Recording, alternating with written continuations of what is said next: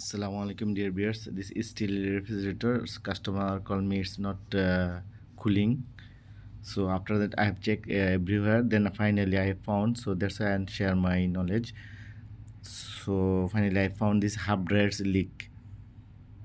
It's leaking from here. There's a gas has gone. So I have changed the new hub dryer.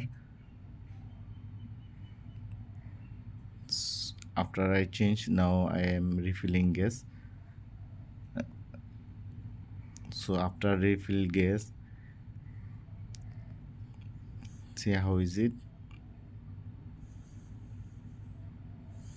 So should be running pressure because R2 to 35 to 40.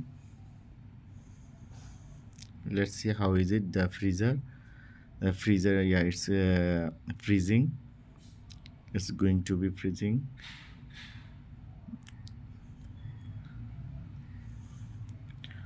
So it was problem only leak, that's why gas has gone. So it was problem for leak.